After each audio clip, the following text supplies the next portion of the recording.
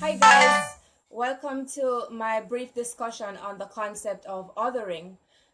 This evening, I just want to touch on that concept a little bit because I know it's something that is probably new to some people, and for those who know about it, they haven't really shared on social media. You know, we hear the regular topics: personal development, success. What do you need to become successful? Those are the things I've been sharing, and I felt like I should share this because it will basically help to enlighten us even more and help us to become more attuned with what we're doing on a daily basis. It's a part of the process of becoming more aware of ourselves. And I spoke earlier this year on the importance of self-awareness and doing self-assessment to know yourself better, because your best self emanates from within.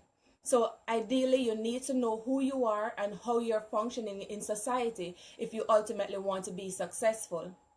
So for those persons who follow me on social media, and for those who are subscribed to my blog, www.shauna-kaye.brown.com, you would have seen this morning where the word of the day was other.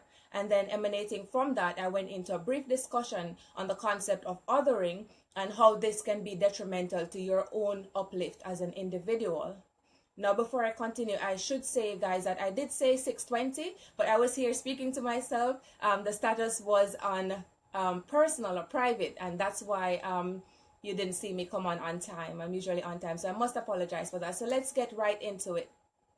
The concept of othering is basically this. I'm going to break it down as simple as I possibly can. It's basically our need to identify people who are different as being less than, because they're different from us. They don't have the same attributes or characteristics or ways as we do, and as such we dub them as the other. And the idea in our minds, the idea in the minds of people when they engage in this process is that those people are less significant. I believe that it is very dangerous to think along this trajectory. And I can draw upon several anecdotes from history where people who believed in the process of othering were actually ended up killing a lot of people. A lot of lives were lost because people thought that others were less significant than them, and so they treated them in a certain way. A typical example is what transpired under Adolf Hitler. And he did not only use the process of othering by thinking that the Jews were less than, but he also coupled that with the power of suggestion. And people were gullible, so they fed into the lies, they fed into the inferiority complex that was going on underneath. And as a result, a lot of people suffered and thousands of people died. So this process of othering is very dangerous because whenever we see someone as being different from us, we judge them based on that, and we get caught up in that process. And one could argue also that that can also be tied in with the concept of significance. And Tony Robbins, in his human needs theory, speaks about 6 essential needs that are tantamount to every individual if they want to grow and if they want to progress. And among those, he pointed out the need to feel significant. Of course, there are other needs that he touches on in his infamous human needs theory, like the need for certainty or uncertainty, or the need for growth or contribution. But one of them that stands out to me is the need to feel significant. And he believes that every single person have that inherent desire to feel significant. However, the persons who on a daily basis engage in this process of othering, they go a little bit above that. They want to be put on a pedestal. And if the rest of us aren't willing to do that for them, they will do it for themselves. So essentially what they do is that they come out, and some of them are very vocal, some of them have a lot of clout, whether it is political or they have a lot of money, and they use that platform to come on. They use that platform to basically come out and dehumanize a certain group of people, and to spread this unhealthy rhetoric that some people are less than. Something that we're faced with right now when you think about the LGBTQ community and how some societies view them as less than because they're different.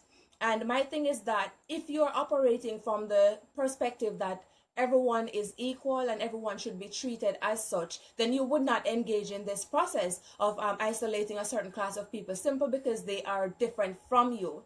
Of course, there's the whole conversation about the religious aspect of it. And you don't have to support the lifestyle, but you shouldn't hate them either. Because if you are following the rules of the religion that you're practicing, then you would see that that is also a paradox. So just to come right back to the point of othering, what it does is that because you see this other group of people as being less significant than you are, as being a subordinate, then you're going to treat them accordingly. Also, because you put down another person or another group of people as being less than you, you put yourself on this false pedestal. And the reason why that can be dangerous is this. When you're thinking about self-growth and self-development, when you engage in this false process of thinking that other people are less than you, and you're in your head a lot and you're on this pedestal that was basically made by you for you, you basically stunt your own growth. Because the falsity, you start believing it. The more you practice it, the more you tell it to yourself, is the more you believe it. And the more you believe it, is the more complacent you become. Because you start believing that you are actually as successful as you think you are. When you're not, there is always room for growth. There's always room for improvement. So this process of othering is very detrimental. And we see it in so many different ways that you wouldn't even imagine. Anything that is foreign, we automatically attribute this notion of othering to it. So if someone, like I said, for gay people, if someone is classy, you know, people judge them. I've been asked so many times, are you from uptown? I don't know what that means, but people believe that because you dress a certain way or you talk a certain way, you're different. And there are people who will view that as a positive thing, and then there are those who will see that as a negative thing because they think that you're pompous or you're acting like you're better than them. The point I'm making is that this process is so dangerous because it happens at a subconscious level sometimes, and because of that, you're oblivious to it. You're going through your daily routine and you feel like you're just being normal. You're just working on your goals, you're just going to your job or to school or whatever you do during the days, and you don't realize that subconsciously you are engaging in this debilitating process of categorizing different individuals and different groups of people because they're different from you. So I wanted to just come and speak about that somewhat. Another historical anecdote that I could also draw on is the genocide in Rwanda in the 1990s. And that again that emanated from the whole notion of othering, where these two groups of people, the Hutus and the Tutsis, were pitted against each other because they were taught to believe that one group was superior to the other. And as a result of that senseless killing, thousands and thousands of people died because of this ridiculous notion that one group was better than the other. And the only way you can really overcome this adversity, and I think it is an obstacle really in one's life to constantly be engaging in this process, the only way that you can actually overcome that is if you can see the unity in diversity. You have to be able to harmonize the diversity that exists around you because it's inevitable. People are different, and that is all part and parcel of being human. So the moment you start consciously stopping yourself whenever you engage in that process is the more you can train your mind and train your brain to stop engaging in this detrimental process. I mean, you are doing it and then the other person is doing, so you are effectively being othered as well.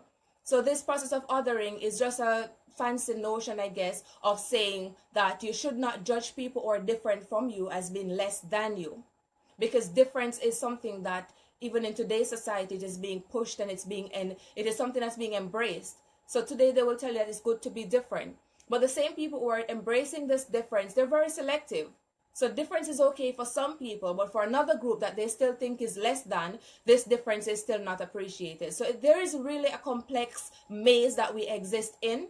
But the point I'm making is that when you engage in this process of seeing yourself as being more significant than other people or being more important than other people, what you have as a result of that is either one class of people, if they're aware of your actions or your belief, feeling inferior, or giving yourself the false notion that because you think you are better, you don't need to work as hard as you probably could or should have to attain your maximum potential.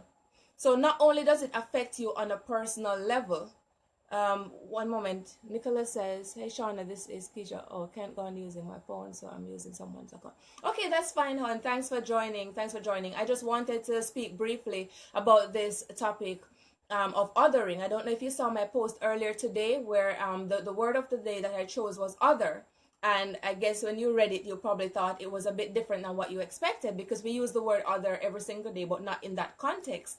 However, I felt like I needed to touch on that because every single day when I go out, when I go to work, when I'm on the street, I notice it. When I'm on the train, I notice it. It is something that we do, like I said earlier, at a subconscious level.